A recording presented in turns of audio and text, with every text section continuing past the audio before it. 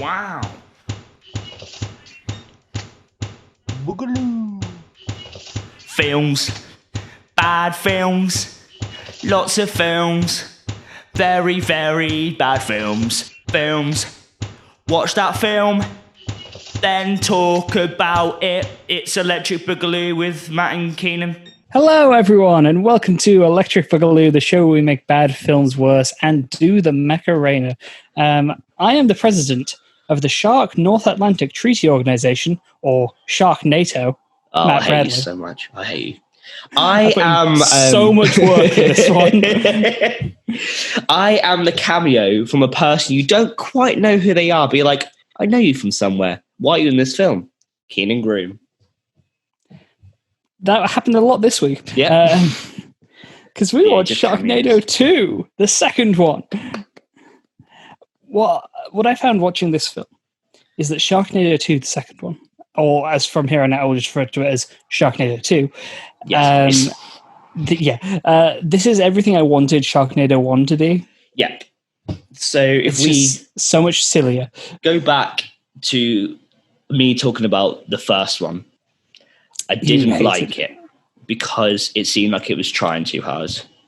Mm-hmm. But this one, now they're in the age of this is stupid. This has become a cult classic in the bad film industry.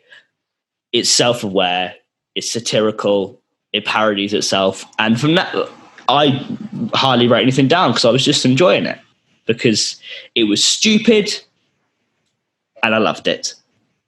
Perfect. Thank you for my conversation. Once again had a wonderful time. Yeah, I think really I had good. more of a fun time with this one because it's just so much sillier. Although this time the end did me in ways. The ending did ruin it for me. Because it's too much, but we'll get to it obviously. And God, I can't wait to see where they go from here. Yeah, I think I'm going to enjoy it each time. So the last one's going to be the best one. Looking back on it, I've realized this is the last one I've seen. I thought I'd seen Sharknado 3, but I have not. No. Even better.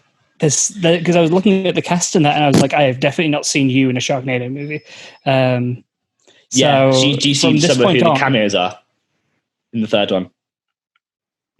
I did, but I've forgotten who they are. Okay, I thought you maybe saw like a person and thought, nah. No, there's one person in the main cast for the next one who I was like, I would remember seeing you. Oh, okay. Yeah, right. Yeah. There you go. I do remember one of the cameos in Sharknado 6 that I'm very excited for, but I will not say who.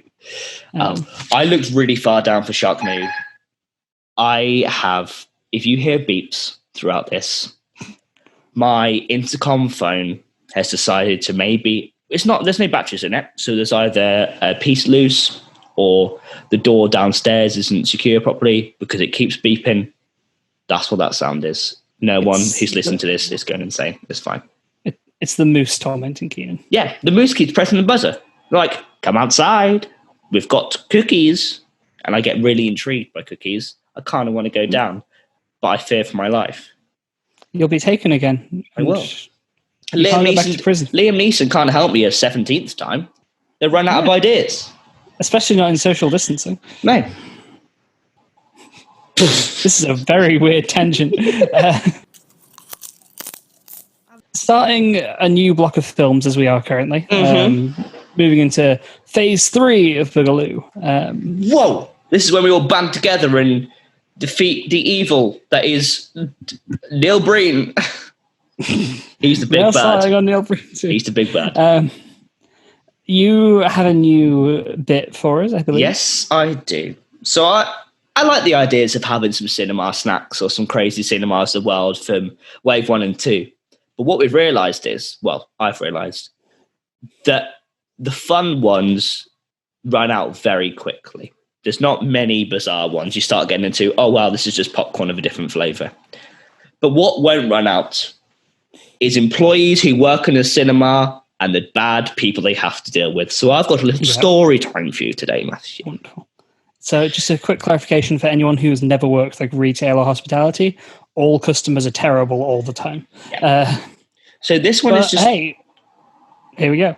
Yeah, this one is titled "There Was a Time Where Men Were Kind." Okay. And the tags are Australia, bad behaviour, bigotry, crazy requests, Melbourne, movie theatre, Victoria. Is this just Russell Crowe's autobiography? I'll set it up. I've worked at a movie theatre for the last few years. In that time, there have been fairly obscurely named releases, but nothing that I would say was too difficult. We have a large LED screen on the wall behind our ticket box, displaying the movies playing and corresponding session times. Like a normal movie theatre, it seems. Due to the large number of movies playing at this time, occasionally there are 2 pages of sessions, meaning that the sign will change every 30 seconds. I can't bother to do, you know what I'm going to do. The Australian accent in this, because I've decided, is the worker, and then the customer will be in my accent, because I'm going to have to try and censor myself as I go along. Me. Okay. Hi, how are you? That's so bad. Terrible. I'm That's great. Awful. I'm just going to do my normal voice. I'm great, thanks. I like to see the movie above your head. I turn to look at the screen. I'm sorry, there are more than a few handful listed here. Which one were you referring to? Oh, for Pete's sake, it's changed. Can't you just do your job and sell me the damn ticket? Well, no. I apologise, but I'm not a sidekick. You have to tell me the name of the movie you wish to see.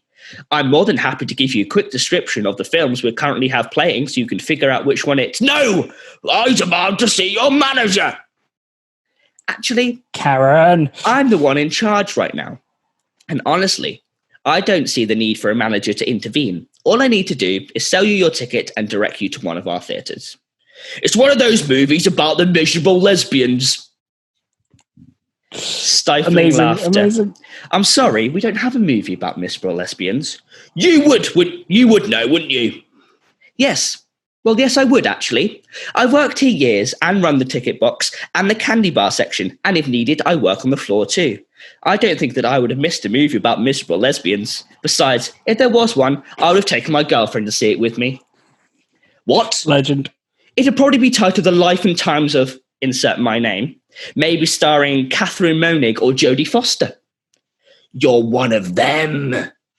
Look, I'm just trying to lighten the mood. Now, which film was it you're after? The bleeping miserable lesbians one! Wait, do you mean Les Miserables? Les Miserables. That's not how you say it. You're wrong. I assure you it is. It's French. It's based on a French novel written in the 1800s, and the film adaptation still uses the same name. I know what it's called. Some of us are more culturally involved than others.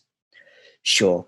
Well, let me just process your ticket and, while storming out, no, I don't want to see some French homosexual poo.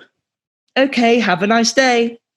On that note, I think they should make a movie about miserable lesbians. I would happily play the main character. That was gold. Oh, it was great. I've heard Les Mis called miserable lesbians before, and it always makes me laugh. What do you call a male Karen? Ooh. Because this was... A Keith? A Keith? Martin? I definitely saw in like because there was like a guy, there were like 2 counter protesters to the Black Lives Matter movement, doing like some anti-COVID stuff, being terrible people, and it was like Karen and her husband blank, but I can't remember the name. Kevin, maybe? Nigel? Simon?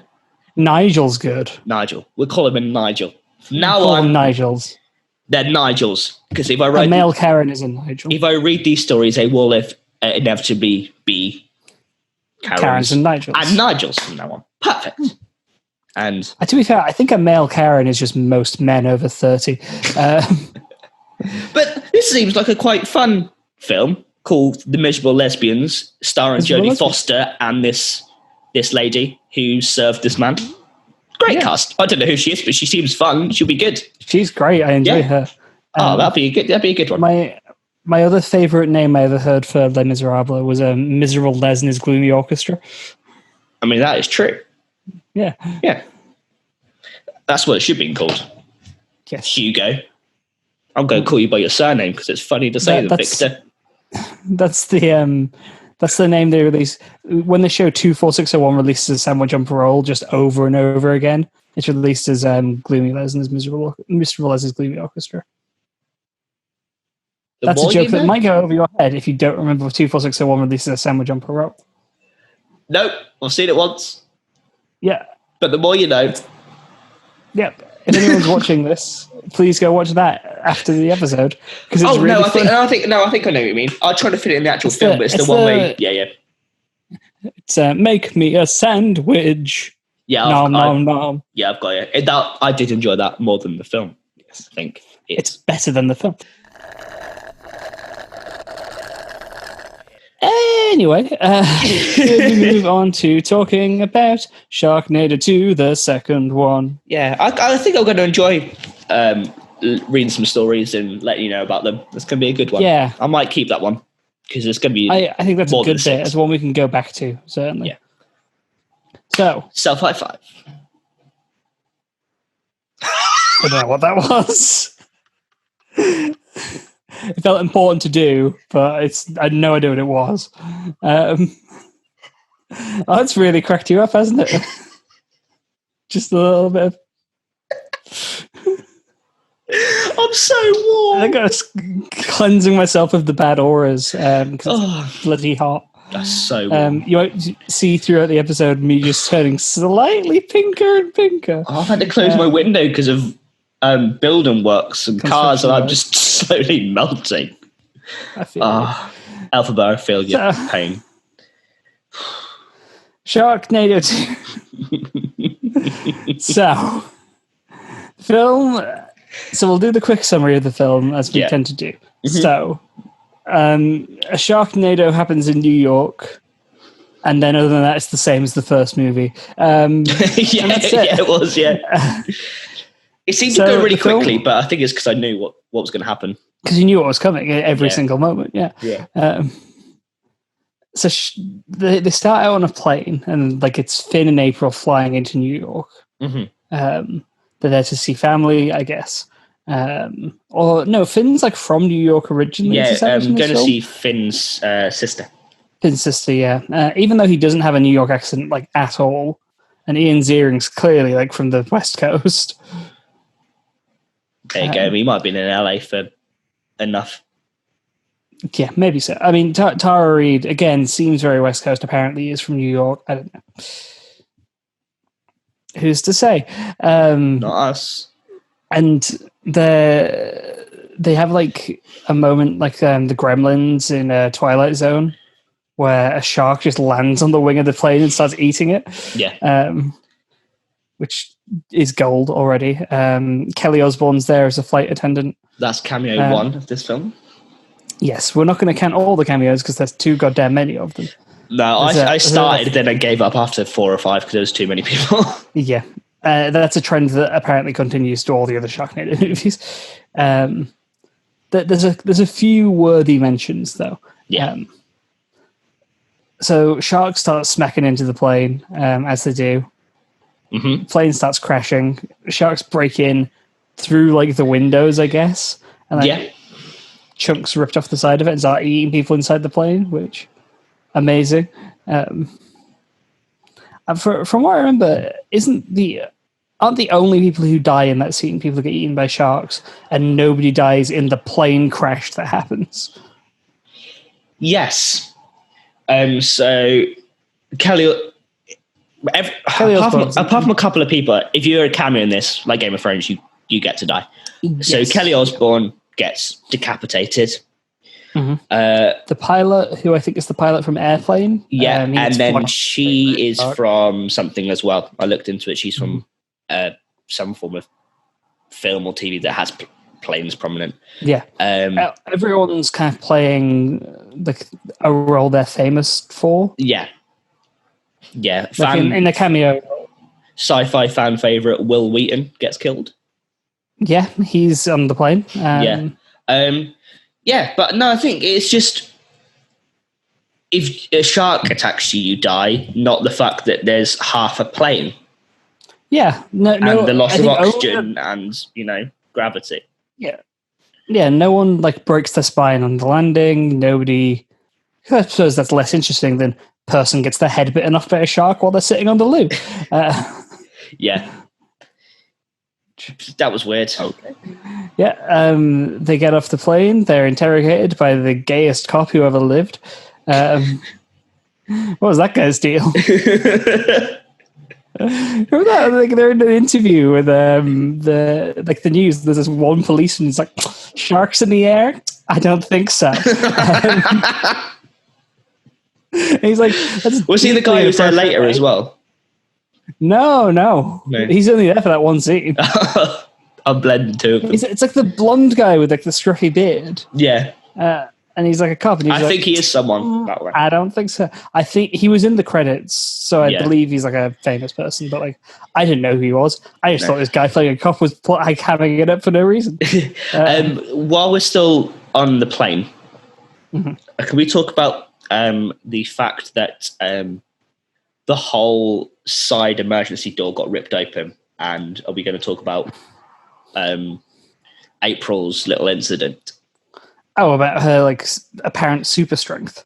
She could hold onto a rope while being sucked out of a plane with one hand. Yeah, reach over and grab a gun.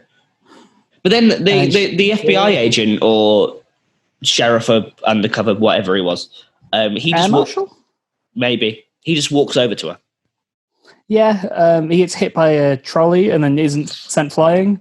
So he's got suction shoes. Yeah.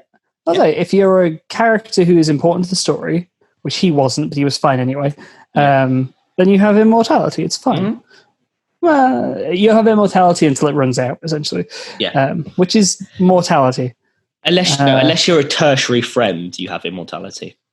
Okay, yes. Because all the secondary friends if you're are fine. A family member, then you're fine. Yeah. If you're a potential rival for love interest, then you're doomed. Yeah. So she is hanging off the plane as it's landing and going very quickly down to the ground. Yeah. There's a shark coming at her. She grabs a gun. She leans in to get the gun. Doesn't pull herself in. Just gets the gun. Yeah. Just pull yourself in at this point. Mm-hmm. Turns around, shoots blindly into the air, misses, obviously. No, apparently later on, they said that she full on shot him in the face. Oh, yeah, shot him in the eye, but he didn't die. That was it. Yeah, but the gun was nowhere near his eye, but, absolutely not. Curving bullets. Shark flies in, bites her hand off. The shock from that doesn't cause her to release her grip. She's just fine. Mm-hmm. Doesn't die from blood loss, doesn't die from shock, doesn't die from hanging out while the plane lands. Yeah, she's just all right. Yeah. With one hand. So that's April's plot for this movie is recovering from having her hand bit off, which she does in a big way towards the end.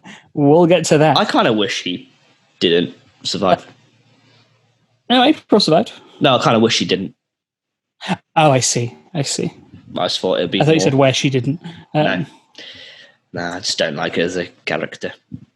Oh no, I don't like any of the characters as characters. They're all terrible people.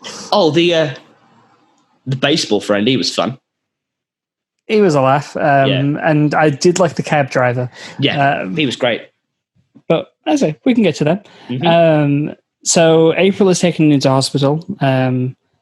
We meet Finn's sister's family. She has a daughter who is just like her, and then a son who is a quiet nerd, and then her husband's like Finn's childhood friend, and he has no personality. Because I can't remember his name, but he's been in quite a bit.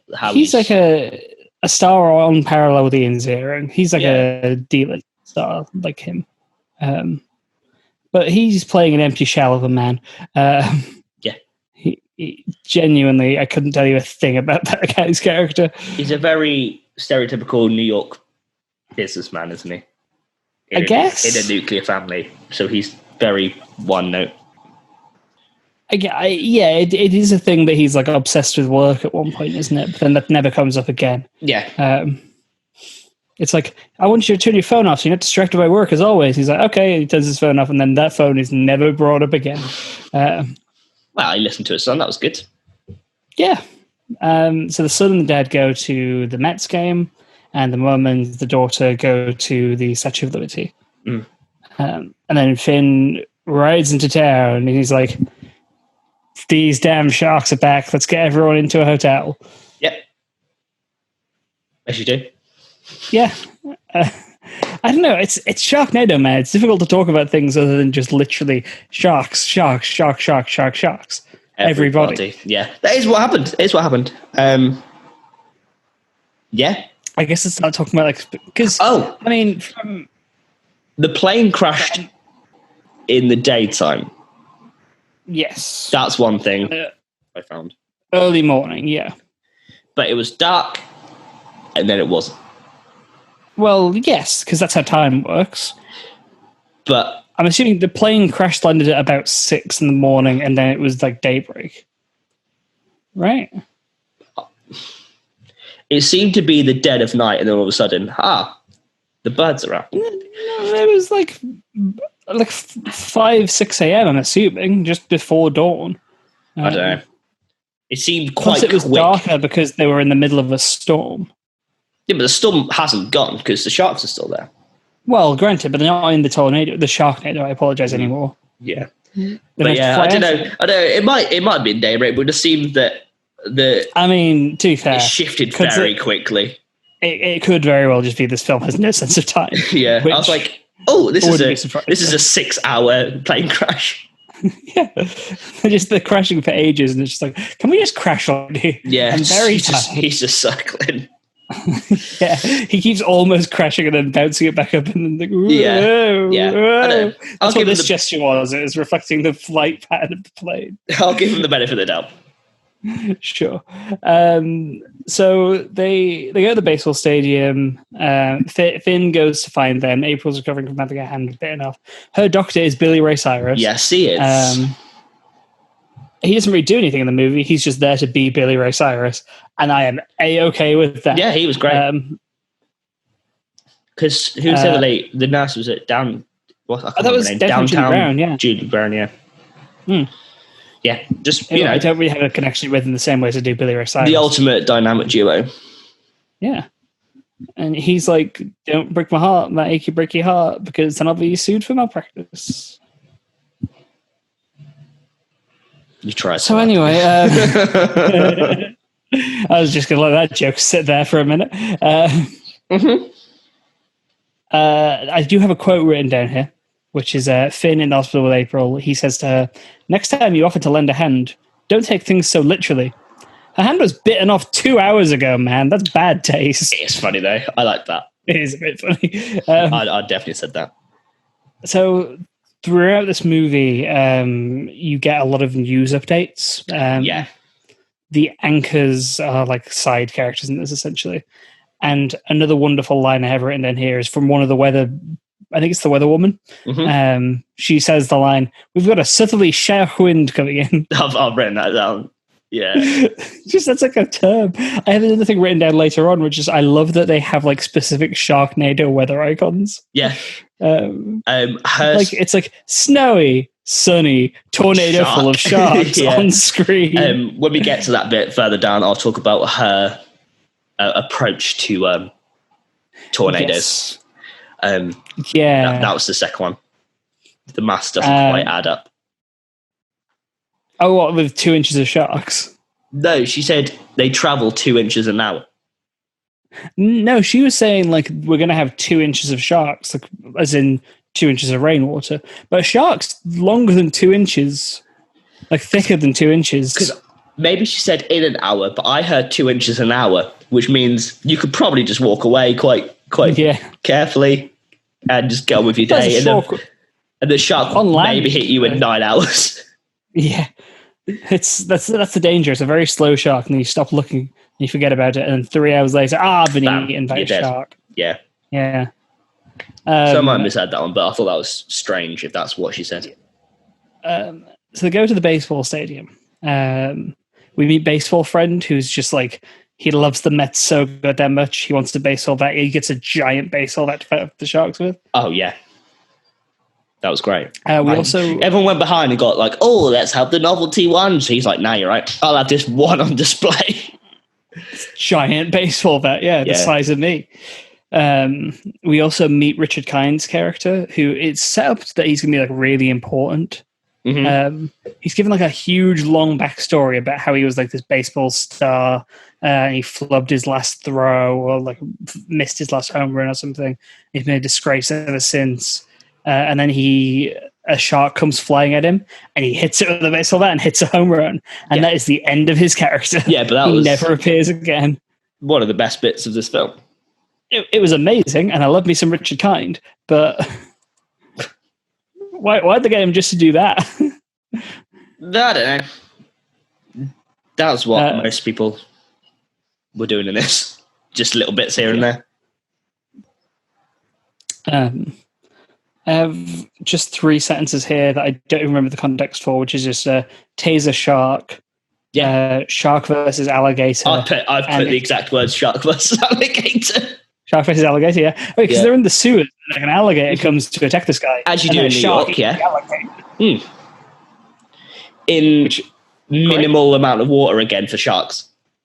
Yes. I mean, we can have that complaint with every single Sharknado movie. There is not enough water for the sharks. Yeah. A bigger complaint is that there probably isn't that many sharks near Manhattan. But my biggest complaint was, do you reckon this film was sponsored by Subway by any chance?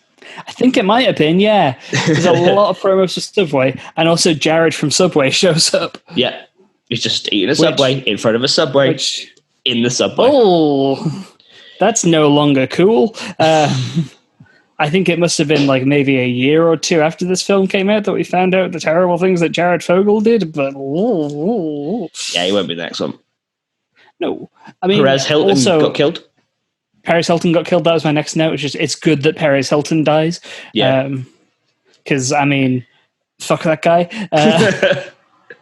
You can censor yourself all you want in your story time bit earlier on. I will not censor myself in my hatred for Perez Hilton. That guy is awful, and I'm glad he died in this movie.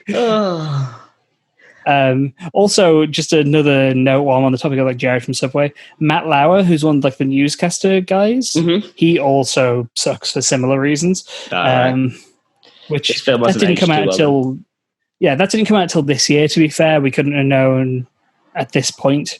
But man, sucks that I think it's bad that men are doing this, and I will not be silenced in my statement. What I'm saying is, I know it's a controversial opinion, but I think men assaulting women is bad. It's not really controversial, is it? It's just, I know that's the joke. Sense.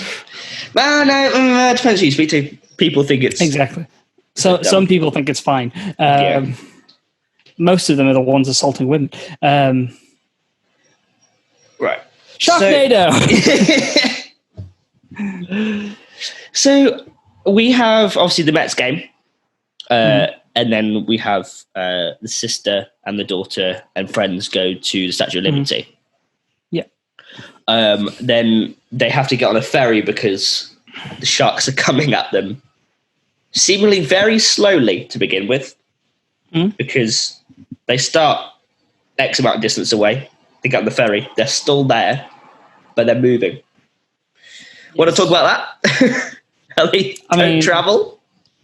Yeah, the sharks aren't really active until, except for that one that bites off that woman's face.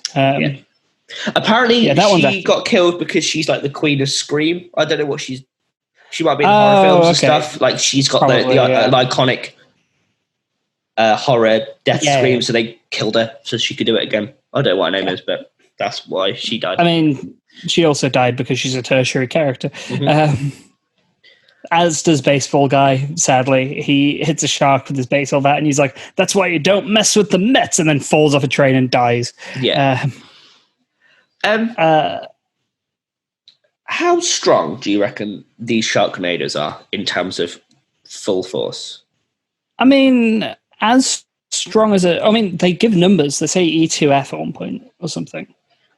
Yeah. It was going to go up to 5, wasn't it? If they merged. Because I'm trying to work out how the head of the Statue of Liberty could make not it strong enough to rip off the Statue of Liberty's head. I was Absolutely thinking, not. even if it ripped off, how would be able to either Send it into downtown Manhattan. send it down Manhattan, or traverse over the water without it sinking? Yeah, I mean, having been to the Statue of Liberty, having sailed on the ferry to Liberty Island, it would take a hell of a lot to send the Statue of Liberty's head into Manhattan. Yeah, because it's quite a long ferry, isn't it? Yeah, it's like 15, 20 minutes at least. It's not a short distance. There's no way in hell the Statue of Liberty's head is landing in Manhattan if it gets blown off. They just wanted a rolling. Yeah, but even then, if it blew, it would hit one of the massive buildings before making it down to just a random street. Yeah, it wouldn't roll down. It's got spikes on its head as well. They get stuck in the ground. They sort of the gimmick of a rolling Liberty head, didn't they? The Statue of Liberty's head is a bowling ball that crushes a bunch of people, including they meet a businessman who's like, "Come with me, I'll take you to my secret bunker," and they're like, "That sounds good to me." This strange man inviting me into his bunker, and then he drops his briefcase. He's like, "Oh well, I'll just go pick that up." And he does, and he's instantly crushed by the Statue of Liberty's head. And then they go and like commandeer a bin truck. And then like one of the bin men is like, "I found a bowling ball." He's like, "Can I have your old bowling ball?" And then they look up and there's a Statue of Liberty's head, and one of them gets crushed by it. It's so the one dumb. I think just falls off the back of it. It's so dumb. And like they drive away from the Statue of Liberty's head, doing the Cloverfield method of running away from things. Like the head's right behind them, and there's like, "Yep, we'll keep going in a straight line.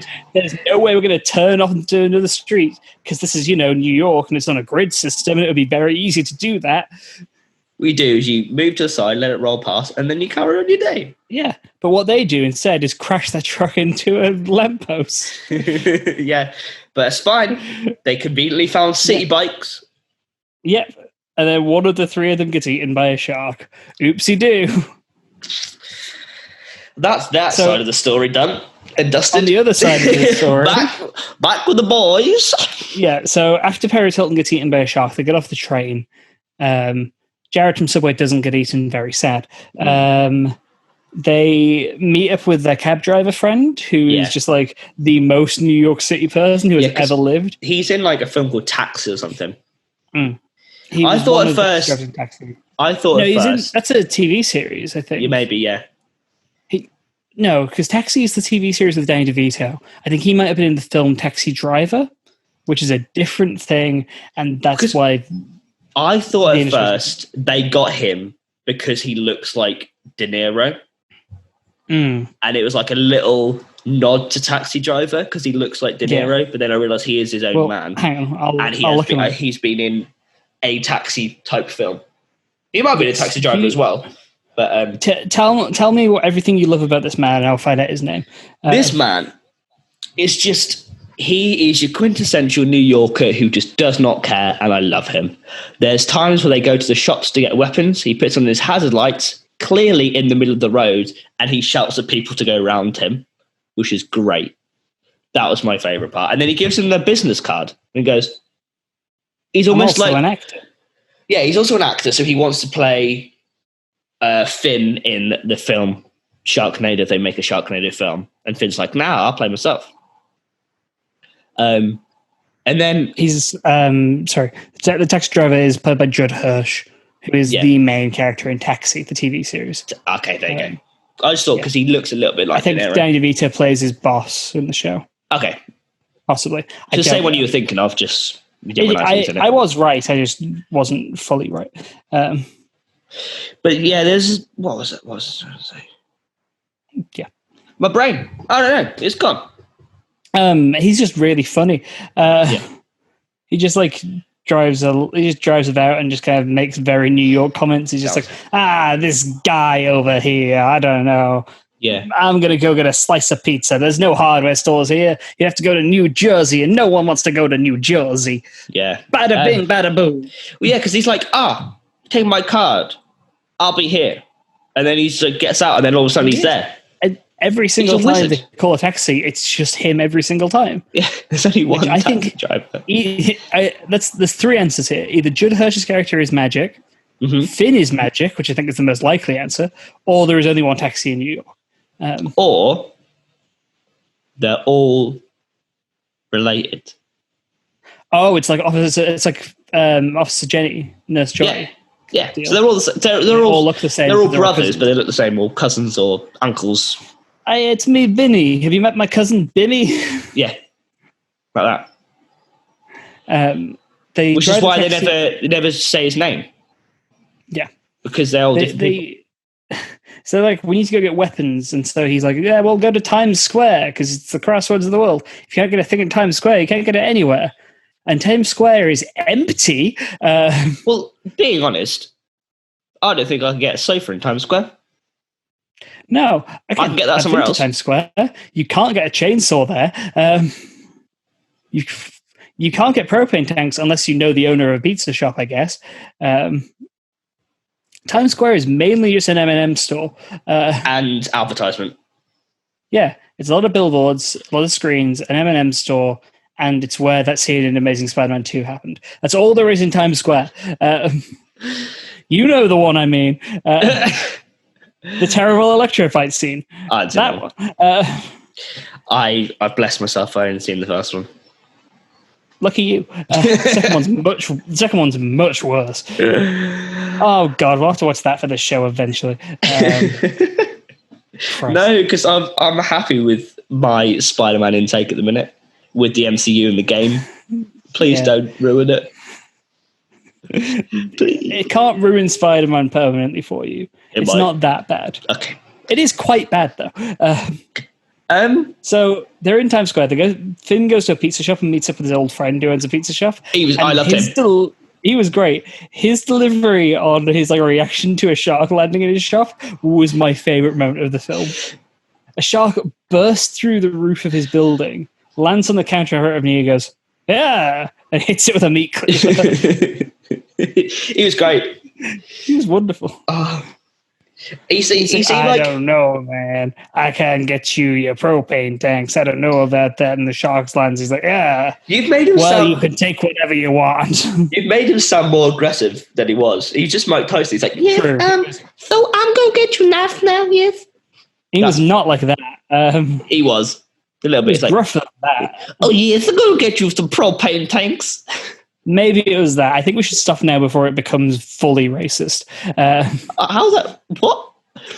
I worry that we're going to start doing an accent so hard that we're going to become racist. A lisp isn't solely for. No, I know, race. but I worry we're going to start getting into black stereotypes, and I don't want to go there. That was my Mike Tyson accent. Yeah, again, I don't want us to go too far. It's me, Mike Tyson. That's more Chris Eubank, but you know. I was going to say that was Chris. Hey, it's Chris Eubank. All right, Craig Davies. Are you hot right now? Yes.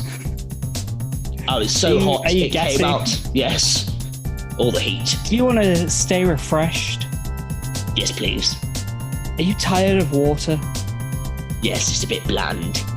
Then try New Water 2, the sequel to Water. Whoa! Tell me more! So what we did is we took water, we took it out of the ground, we took it from a well, we took it from a well in Africa, we took it from a village as well. We took that and we took it to our factory and we took it and we put in a bunch of MSG. MSG, this water's full of MSG. You can drink our water and you'll get addicted to our water and you'll want to drink our water and you'll enjoy the water and it's refreshing, it's salty and refreshing. Water 2 from Electric Boogaloo. Hi, I'm the spokesperson for Water 2, Matthew Bradley, and please buy it. I'm begging you. Whoa. Water 2. Water 2. Get that hydration in you. Woo! I've invested so much money in this. I can't afford to lose anymore. So they get the tools they need to fight off the Sharknado. So what they have is some propane tank bombs, some lighter fluid and water pistols. I will talk about how stupid that is in a minute. A slingshot. Cool. Yeah. They drive back. The streets flood. They're on the top of the car. Oh, excuse me, quickly. Yeah. The answer probably will be, this is America. But I can't go into a shop here, like a random, what is it? It's a petrol station, isn't it? Just like a Londis or something, and get lighter fluid, a smoke alarm, and some flares. Of the road variety, not the trouser variety. You probably can in some shops in America.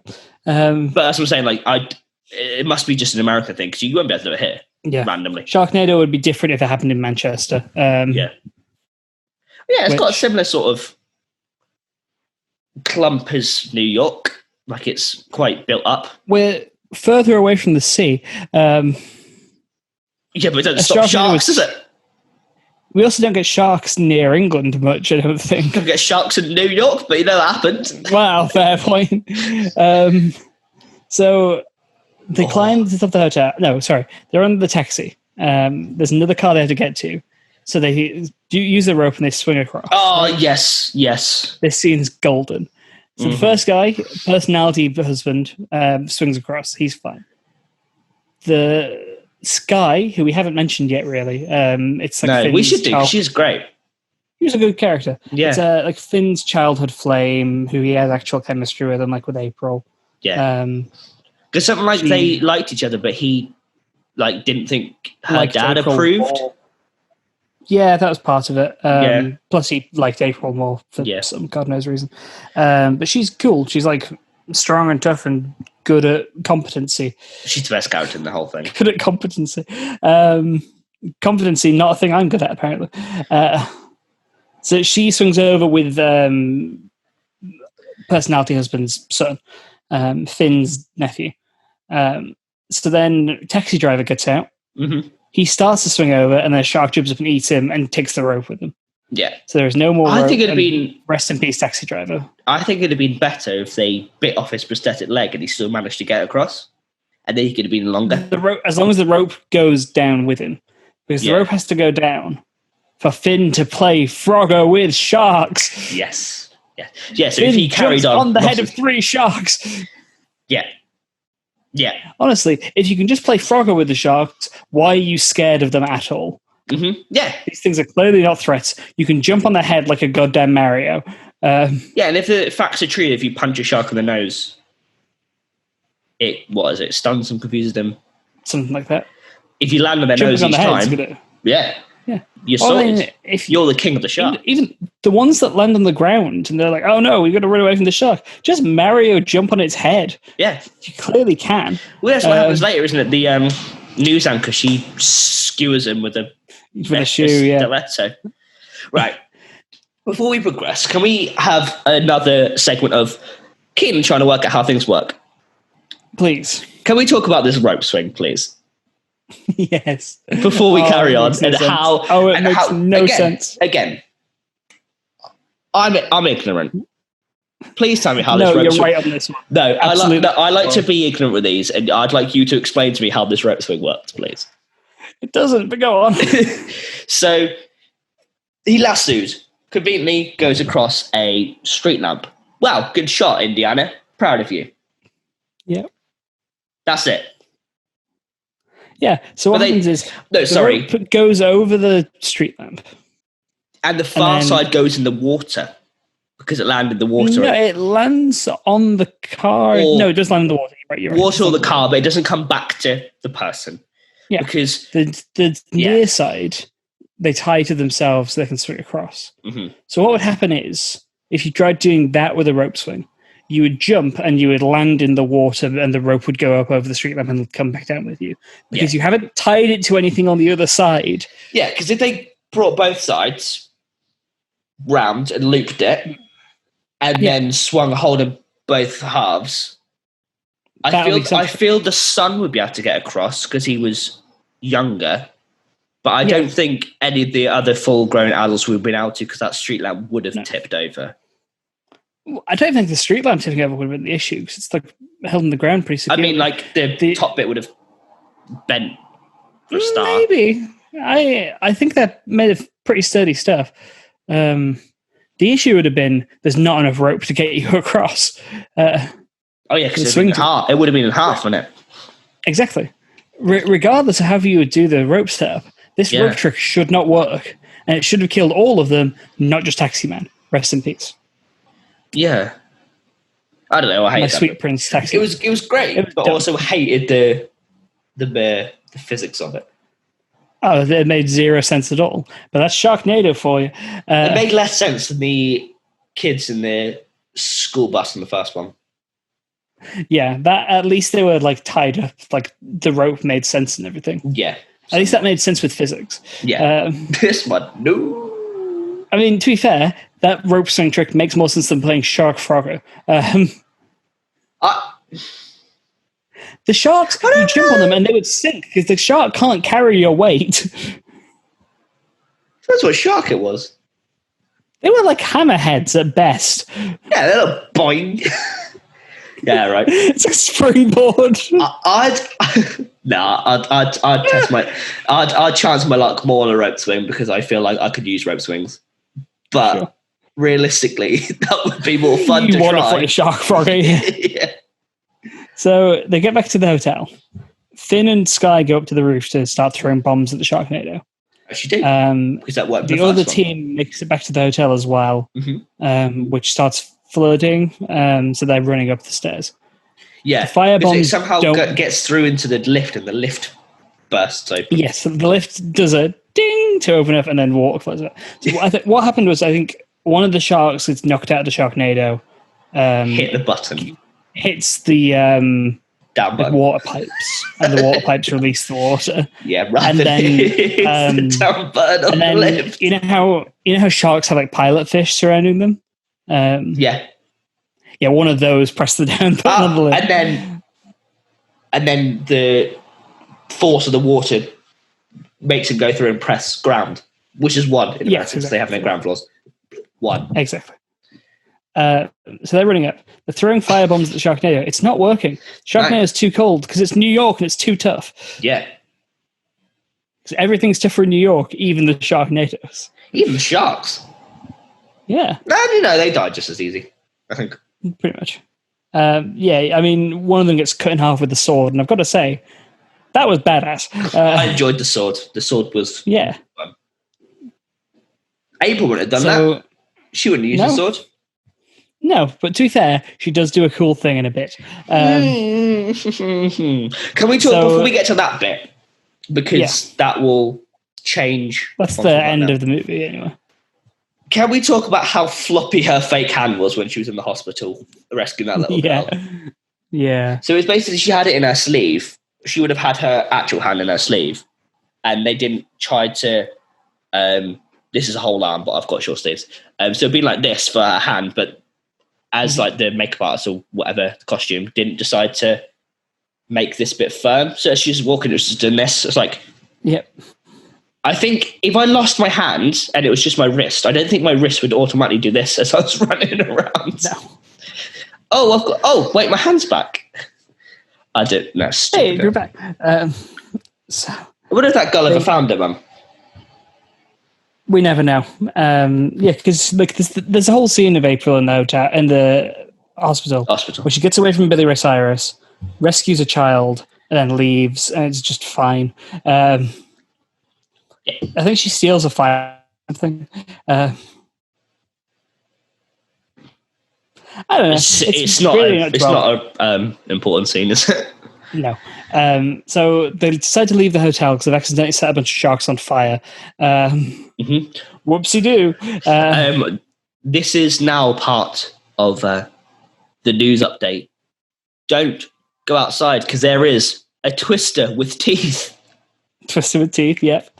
That's where we're up to now. The two Sharknados have fused into one giant Sharknado. Level 5. Category 5 Sharknado, yeah.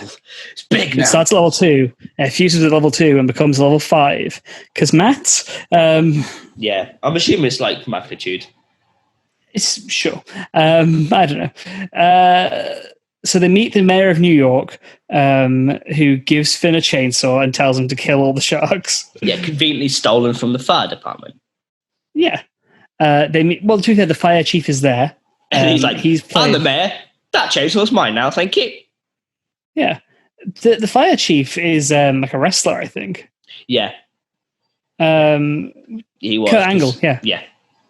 Because Kurt Angle didn't punch anyone in this film. He doesn't. Why not? Why not have him punch a shark? I'd watch that. If you have a wrestler in the film, you got to get him to go down trying to kick a shark in the head. Yeah, let him do like a suplex on a shark. I'd be way into that. That'd be well fun. There you go. So the mayor of New York assigns Finn the task of destroying everything, and he decides to do this by blowing up the Freon tanks at the top of the Empire State Building, which is a choice. Yeah. He's like, we can't set it on fire, so we have to freeze the Sharknado. Which, okay, I don't know if that's how physics works, but it's Sharknado. We're not going to question it. Yeah. Finn goes up there with his chainsaw. Sky comes up and joins him. Mm-hmm. Finn does hold of a chainsaw and cuts a shark down the middle, like that shark. Like, well, he does that. He does that on top of a fire engine, and the shark's like, that's pretty great. Well, he does it on top of a fire engine as well, which is very cool. There's some weird vibes in that scene. I don't know if this is just me picking up on subtext that wasn't there or something. It kind of felt like they were trying to parallel the Sharknado to like 9/11, kind of. Like the rallying of all the New Yorkers together, all the fire engine symbolism. It kind of felt like that was the symbolism they were going for me. Well, with New York and a disaster and... Yeah. I get Which that. is an interesting choice for Sharknado. Yeah. There was nothing explicit, to be fair. This is just me picking up on subtext, but I kind of felt like it was what they were going for.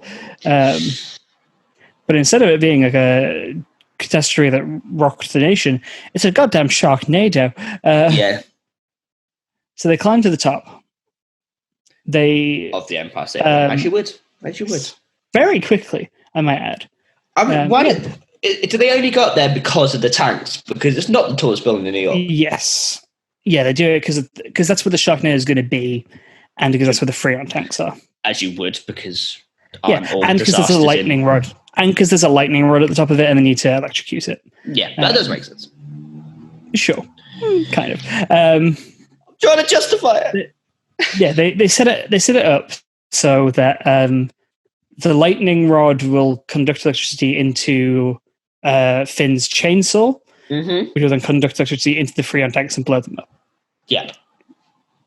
Finn is about to be eaten by a shark while he's setting this up, and so April shows up and cuts the shark in half with her saw hand. Yep. That was great. I was so into that. Trying to look at how... It was dumb as hell. What do they use to motorize it?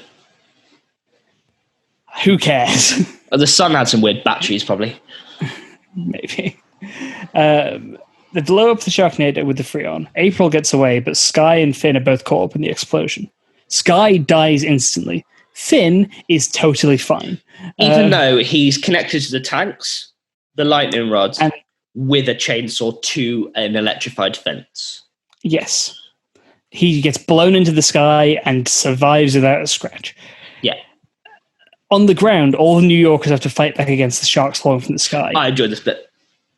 This bit was fun. I enjoyed this bit. There's two specific ones I want to talk about, though. I know one of them, I think. So you tell me about that one. I think one of the two that you wanted to mention is the chainsaw guy. Yes, it absolutely is. So it's established earlier in the film that you cannot get a chainsaw in New York. You can only get them in New Jersey. And guns are banned. Well, not guns are banned, you just can't buy them. Yeah. Yeah.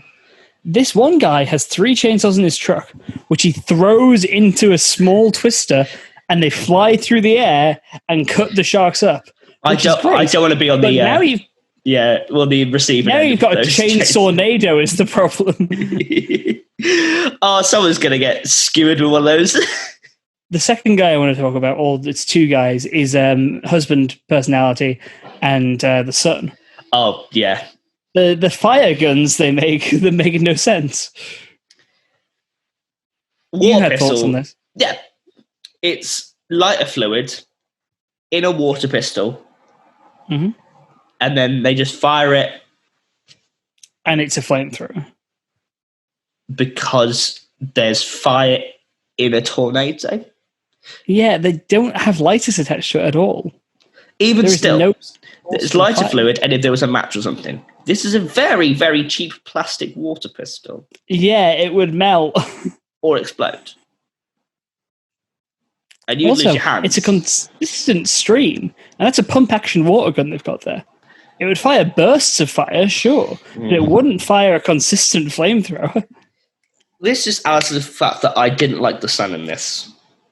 The son was pointless. I mean, he had so awkward. He took after his dad in that he had no personality. The daughter was fun because the son was like, and she just punched him in the stomach in the hotel. Oh, he was just shut up, mate. Oh, I enjoyed when they were in the hotel. Sorry, the concierge in there was really funny. He's like, no, you can't be in here. Oh, that wasn't even the bit. It's where the family were all like arguing, should we go up to fight the sharks? Should we stay in here? And having this beautiful family went in the concierge just stood there like... But he starts off by going, excuse me, you can't be in here. And they just walk past him. Good job, mate. Well done. The building floods and they're like, run, we're going to get to the stairs. And he just kind of goes, and dies. He was great. I remember another guy I want to talk about in the People of New York versus Sharks bit, which is the one doomsday prepper guy who has a trunk full of gun. Yeah. Wait, was that the guy who had the sign previously? No, because there was that guy that got knocked over, then a random lady picked him up. That guy died. He got eaten by a shark, I think. I don't know. Yeah, right. So there was this whole New York versus the Sharks bit. Mm-hmm. And then after you've explained how the Sharknado inevitably gets destroyed. Yeah, the Freon tanks explode, freezing it, and that's caused the sharks to fall, which causes New York versus Sharks. But they return to exactly the same place as they were beforehand. Yeah. Well, like the cutaways from the fire engine, and the same people, like the guy with the hat and the sun, and I guess half them moved, but you wouldn't all stay in the same place when you know there's about to be sharks. Yeah, I don't know, man. They seem to all, I don't know, they're like, I'm just going to stay Sharks here. The Sharks have gathered around the Empire State Building, but they land all over New York in like 3 different TV studios. Al Roker kills a shark. You got to feel good about that. Yeah, they seem to kill the people. They seem to land in the places where we need them to be. You don't see any other buildings being destroyed. Yes. They land where it's convenient to, because it's a movie. It's almost like magnetized to these people. Maybe they're the problem. Maybe so. Maybe Finn's to be fair, as far as I'm aware, in the later Sharknado movies, it does turns out that the Sharknados are caused by a sea god or some shit. Finn is the problem. It's whatever this. It's his necklace. It's his necklace. I'm calling it. He's got a shark tooth necklace. I'm calling it. Calls him to. So Finn, he is flung from the Empire State Building by an explosion. He catches his chainsaw in midair. Yep. Dives through a shark, cutting it in half. This bit. Fine. I guess we've seen that kind of craziness in the first one. Sure. And I feel like grabs a chain from the air, hooks it into a shark, rides it like Dr. Strangelove on the bomb, skewers it on the lightning rod of the Statue of Liberty, climbs back down, and then we get the craziest moment in the entire movie. Where Finn... Him jumping over the stairs rather than walking down them. Oh, yeah, definitely that. No, it's where he reaches into the mouth of one of the sharks, pulls out April's hand from the start of the movie that's still holding a gun, fires the gun, killing 3 sharks, pulls her ring off her dead hand, and proposes to her right there and then. This is cinema magic. Here's the thing. Watching that scene, I was furious at how dumb that was. I'm trying to work out it. The probability.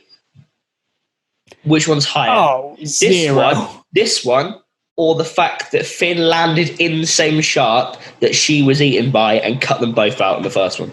Now, I think this is a lower probability because of where they were. They weren't even in New York, were they? Yeah, they were, but they weren't. They weren't. The plane wasn't above the Empire State Building. No. It was at JFK, which is And this New York. with LA. It was still New York. Yeah. I'll in the first one, the shark that eats Nova is the biggest shark there, right? So Finn could identify that as the biggest shark and go for it, right? Yeah. And it's still in the same place. She gets eaten not far from where Finn is. Finn is directly countering that shark. The shark that eats April's hand is about 12 hours before they get the hand out later on. They were definitely as by then. an estimate. It has come from a totally different part of New York City, which is a big old city. They're not even in the tornado at that point. They're just raining sharks. Well, I mean, it's... Yeah, actually, no, you're right. It's just a random shark that's pulled up. This is just a cloud shark. Yeah, this is a shark that's put up in the sky. You know, when it's the shark water cycle. If a shark gets too hot, it evaporates and goes up into the sky and then condensates and becomes a shark and lands on you. I hate it, but also it's funny because they are embracing how stupid the plot is now. Yes. And then we get the Sharknado song again over the credits. And the Sharknado song was great. I love the Sharknado. Run away from the Sharknado. Yeah. Here's a fun bit of trivia for you. Sharknado 3 has a different theme. It's called Oh Hell No. Yeah. Can you guess who the singers are? Is this something to do with the title? No. Bear in mind, this is 2015. The Jonas Brothers. Brothers? They are brothers. Mm-hmm. Handsome. Jedward. Oh, no. Oh, no. Yeah. Right. Jedward sings the first one. This isn't really spoiling it for us because we don't know the scenario. There's quite a big cameo. I don't know if it is a cameo or he's actually in as a character, so I'm not going to mention this one for the third one. He's been in a lot of films as himself or cameos. It might be him. Really far down the cast list with no character name put underneath, because like Billy Ray Cyrus would say Doctor and things like that. Yeah. George R.R. Martin. That's a cameo from what I understand, yeah. But what? Where's that going to be?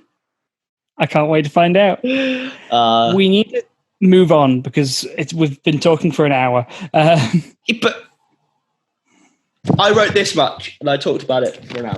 It's Sharknado, man. I will talk about it for my entire life. I love this movie. Yeah, it was good. It was great. So we need to calm down because we've been going for a goddamn hour, and I think it's time to calm down with a return to everyone's favorite segment of the show, or at least mine, and that's Filmosophy. We just take the words of a celebrity. We've been off for this for a couple of weeks because we've watched films without really Western celebrities in them, so they haven't been on quote websites, unfortunately. But this week we can return and look into the mind of one Tara Reid and see what's going on in there, and see how it can apply to us in living our lives the best we possibly can. Who did we have last time? Did we have him? I can't remember his name. Last time was Ian Ziering, yes. Yeah, Ian Ziering, that's his name. Who also said some whack stuff. I mean, the Sharknado cast, man, it's crazy. But he's not Tara Reid, so I'm excited. There are opportunities out there for everyone, always. This truly inspires me. This is a sensible words to live by. I think we can always look for the opportunities around us, try to learn, try to improve. Yes. If you want to be mean to each other, just buy a country and blow each other up. Then we'd have no terrorists left. And I think that's something we can live by. I think if you're mean, just buy a country and blow each other up. That's words to live by, and we should try to apply that to our everyday lives whenever possible. What? And that's only the second quote. Let's go into the third one. Oh, yeah, because they're progressive, aren't they? So, like, the third one's going to be worse. I don't want to You know, it actually can happen. I mean, the chances of it happening are very rare, but it can happen, actually, which is crazy. Not that the chances of it are, like, you know, it's probably pigs could fly. Like, I don't think pigs could fly, but actually, sharks could be stuck in tornadoes. There could be a Sharknado. And I try to live by that every day. I look outside and I think, you know, today could be a Sharknado. Because that actually, like, could actually happen. Like, you know. And that's been your Filmosophy for this week. Namaced, frankly, is all I have to say. How hurt are you as a person now? I'll give her half a point. That Really? I feel that a Sharknami might be plausible. Sharknami, mayhaps. I think a Sharknado is pushing the boat out a bit far. A Cownado is plausible. Yes, that's happened in a movie before. But then again, so is Sharknado. Several times. Yeah, a Farmnado is very plausible. It picks up a stable and there's a horse in it. They wouldn't then come down and start attacking them. Maybe not. No. Maybe. Maybe that should be our movie. Should we do Farmnado? Yeah. Because I think, So, do you want to do one together, or do you want to? Let's do it together because we're running a bit long today. I think let's do one together and pile through this. Yeah. So, okay. Farmnado. Is this live action or animated? Because it's animated. The animals can speak. The animals talk. Yeah. Okay. This is one where the farmer is going to be like in Shaun the Sheep. It's a silent character. Okay. And everyone is in Shaun the Sheep, but specifically just the farmer in this. Yeah, almost like that, or what's his name? Muck something in Peter Pan. Yeah. Peter Pan. Peter Rabbit. Peter Pan. Peter Rabbit. I knew it meant. Mr. McGregor. Yeah, we just see his legs. Yes. So, in the farm, we have a horse who is voiced by Elon Musk. Kenny Loggins. Oh, okay. Elon Musk. Loggins. That's Elon. Yeah, I think we should do that. Shout two names out each time, and then we'll pick one. Kelly Loggins is better. There we go. Yeah, Kenny he's Loggins playing is the horse. He's the main character. Yeah, the horse seems good to be a main character. He's like the stoic leader, but he's got a heart of gold kind of type. Yeah. And then the pig. Is 3, 2, 1. Russell Crowe. Russell Crowe is better, yeah. He's the villain. Yeah. He's the one summoning the shark, the Farmnado. I apologize. What accent has he got? German. Okay. Because I don't think into Australian every other Russell line. Crowe's got a bad Australian accent anyway. He's Australian. Yeah. Well, I was like, his best accent I've ever heard him do is his Irish one in a New York winter state. Right. Watsy. He's a German pig. He summons the Farmnado with magic. He's a wizard. Did he have a little hat? Yes, absolutely. Are they all fantasy archetypes? Nope, just him. Okay. There's got to be. Explained why he's a wizard. There's got to be a hen. Okay, yeah, and the hen is played by Amy Poehler. Emma Thompson.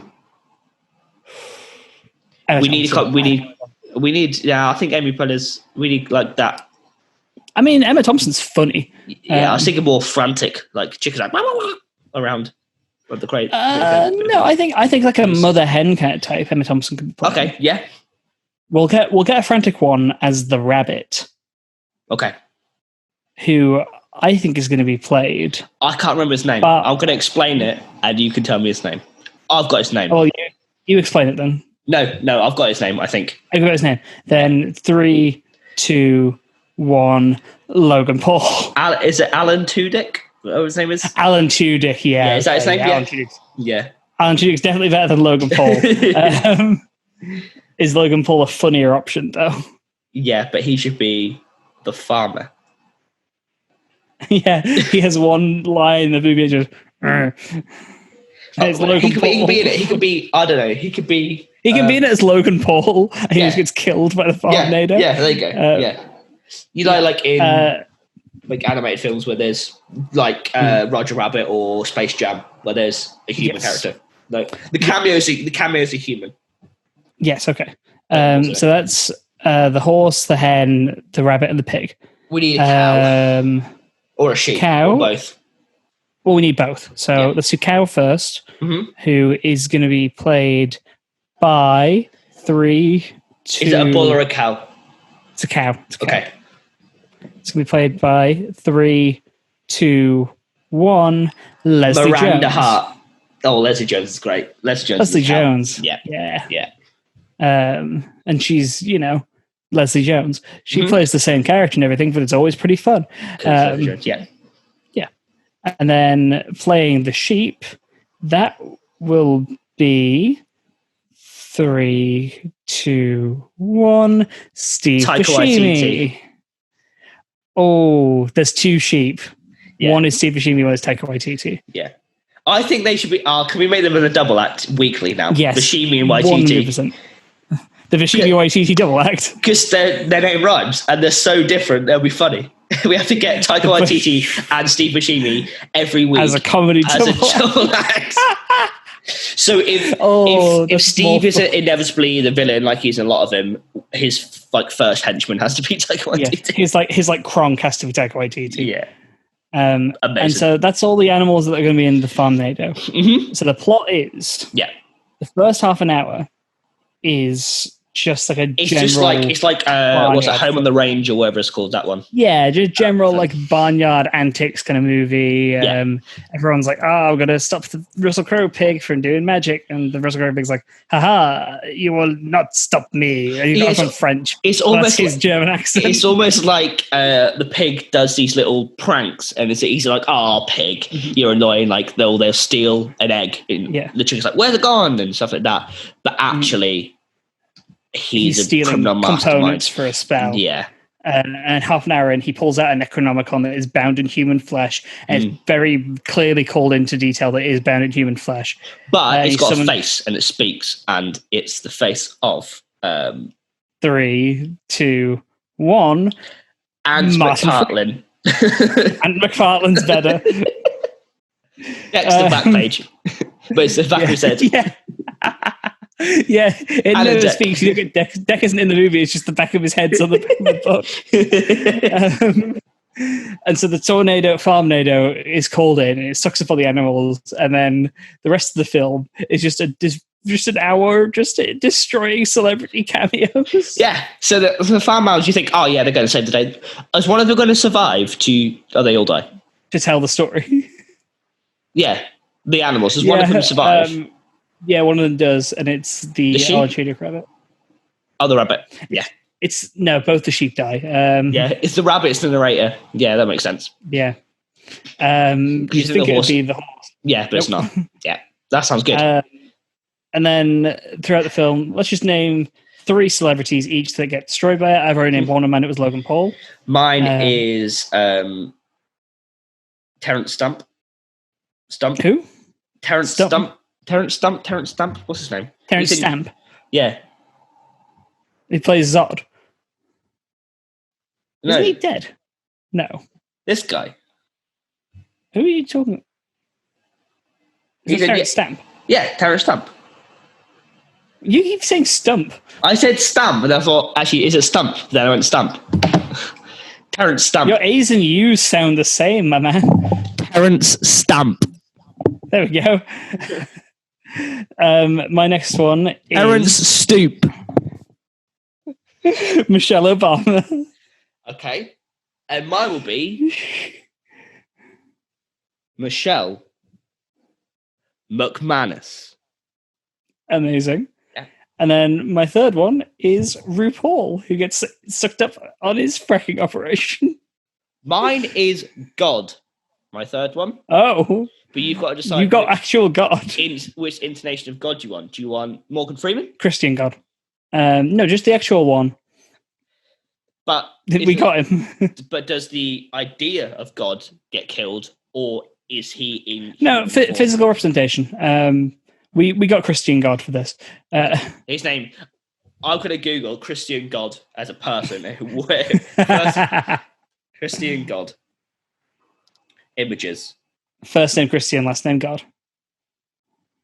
God. Facebook. You carry on. The first person I see on Christian God Facebook is who it is. I mean, I've got all my... I think we've wrapped up the film. We should know what Christian God looks like, frankly. So I've got a lovely Muslim lady, Ariana Grande, or a street preacher called Oluwale Elesanmi. I mean, none of those people. We're getting God. That's the three that came up, apart from just images of doves and crosses. It's not a representation of God. It's not an actor playing God. It's just God. We're going to prove he exists and then kill him with a Farmnado. And I think that's where we're going to be wrapping up the episode. I'm looking forward to seeing that film. 8 out of 7 cows. Yeah. 8 out of 7 cows agree. That's my rating. It's a movie. How many O's? 2, 3? How many O's? In movie. Oh. I thought that literally thought 12, but not all what you think they are. That's what I thought the joke was. No. 8 out of 7 cows like this movie. I thought you've won. You've won. You give won me the huge joke. credit, sir. You've won the joke. If you want to give me more credit than I deserve as well, you are watching. Like and subscribe to this video. Give us a comment or don't. We probably don't deserve it after this one. And hey, if you enjoyed this, we've got 12 other episodes out, and we recently released Oh yeah, because one didn't work. Oh, we've done 13, but one's in the 11. void. There's only one We in have the void. 11 other episodes. 2 sixes plus This is Freddy. episode. That was part of the first 6, wasn't it? No. Oh, well then. We have got 12. Then check all those out, and also we recently released a video where we sang some songs, and it was really fun. Yeah, make sure to check that out. And Keenan, do you want to hit us with that famous outro to Electric Boogaloo? Yes, it's me, Chris Eubank, coming back to you with Electric Boogaloo. Thank you for watching. Kapow!